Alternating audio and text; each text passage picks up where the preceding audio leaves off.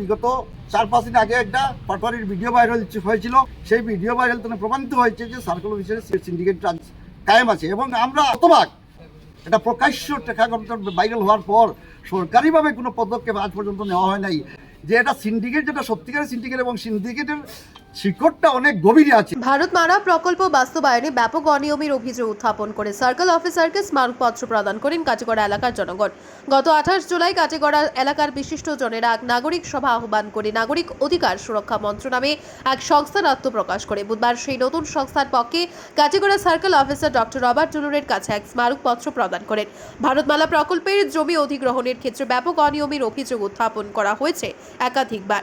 এরই মধ্যে গত সপ্তাহে কাটিগড়া সার্কেল অফিসের এক লট পাটোয়ারি শাহাদত হোসেন সরাসরি জনগণের হাত থেকে অর্থ সংগ্রহ ও ভারতমালার জমি অধিগ্রহণের কথাবার্তা সবে স্পষ্ট বক্তব্য সহ ভিডিও সামাজিক মাধ্যম সহ বরাক উপত্যকা এবং ব্রহ্মপুত্র উপত্যকার সবকটি দৈনিকে প্রকাশ পাওয়ার পরও আজ পর্যন্ত সেই লট পাটোয়ারি শাহাদত হোসেনের বিরুদ্ধে এক সপ্তাহ অতিবাহিত হওয়ার পরও কেন কোনো আইনি ব্যবস্থা গ্রহণ করা হয়নি এখন দাবি তুলেছেন হোসেন আহমদ চৌধুরী, আনোয়ার উদ্দিন, শিক্ষাবিদ আব্দুল বাসিদ, সোনাহর আলী লস্কর সহ প্রায় শতাধিক জনগণ।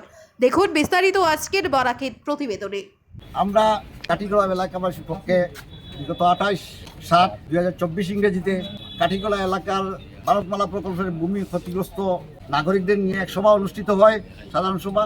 সেই সভার যেসব সিদ্ধান্তসমূহ গ্রহণ করা হয়েছিল, আজকে সেই সিদ্ধান্তসমূহ আমরা সার্কেল অফিসার মহাশয়কে জমা দিয়েছি এবং সেই দাবিগুলা তুলে ধরেছি। বিশেষ করে সেই দাবিগুলোর মধ্যে অন্যতম ছিল যে ভারতমালা প্রকল্পের যে নোটিফিকেশন জারি হয়েছিল, সেই নোটিফিকেশনটা মূলত আজকে 1 বছর আগে হয়েছিল, কিন্তু সেই নোটিফিকেশনটা দাগ, নাম, জমির পরিবার নিয়ে অনেক ভুলভ্রান্তি আছে। কিন্তু অনেকে এইসব আপত্তি দিয়েছে, আবেদন করেছে, কিন্তু 1 বছর হয়েছে একটিও আপত্তি নিষ্পত্তি না করে একটা সংশোধিত বিজ্ঞাপন জারি না করিয়া অ্যাকুইজিশন প্রক্রিয়া চলে। আমরা দাবি হয়েছে যে এই নোটিফিকেশনটারে সংশোধিত করিয়া একটা ফ্রেশ নোটিফিকেশন দিয়া অ্যাকুইজিশন প্রক্রিয়া চলতো। এবং আমরা এই বিগত কয়েকদিন পূর্বে তো আমরা ভারতমালা প্রকল্পের জমি অধিগ্রহণের ক্ষতিপূরণ দেওয়ার ব্যাপারে সার্কেল অফিসে একটা সিন্ডিকেট চলের বলে আমরা দাবি করছিলাম। সেই দাবিটা আমরা প্রমাণিত হয়েছে বিগত 4-5 দিন আগে একটা পাটোয়ারির ভিডিও ভাইরাল হয়েছিল। সেই ভিডিও ভাইরাল থেকে প্রমাণিত হয়েছে যে সার্কেল অফিসের সিন্ডিকেট কায়েম আছে এবং আমরা হতবাক যে এহেন ভিডিও ভাইরাল হওয়ার পর, এটা প্রকাশ্য টেকাগত ভাইরাল হওয়ার পর সরকারিভাবে কোনো পদক্ষেপ আজ পর্যন্ত নেওয়া হয় নাই।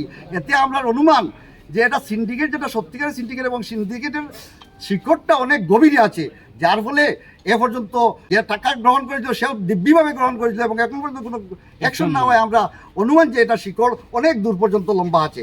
তাই এই শিকড় নিষ্পাত করতে আমরা সার্কেল অফিসার মহাশয়কে দৃষ্টি আকর্ষণ করছি। আমরা যারা ভারতমালা প্রকল্পের জমি ক্ষতিগ্রস্ত আছি তারা উপযুক্ত জিরাত হোক, মুভেবল ইমুভেবল প্রপার্টি হোক, জমির মূল্য যাতে উপযুক্ত মূল্য পায়, আইন মোতাবেক যেভাবে মূল্য পায় সেটা লাগিয়ে আমরা তাহলে অনুরোধ রাখছি। আর একটা কথা আমরা জোর গলায় আমরা বলতে চাই যে আমাদের এলাকার মানুষের জমির ক্ষতিপূরণ না দিয়া ভারতমালা প্রকল্পের কাজ বন্ধ রাখার লাগিয়ে আমরা দাবি জানাই আইছি।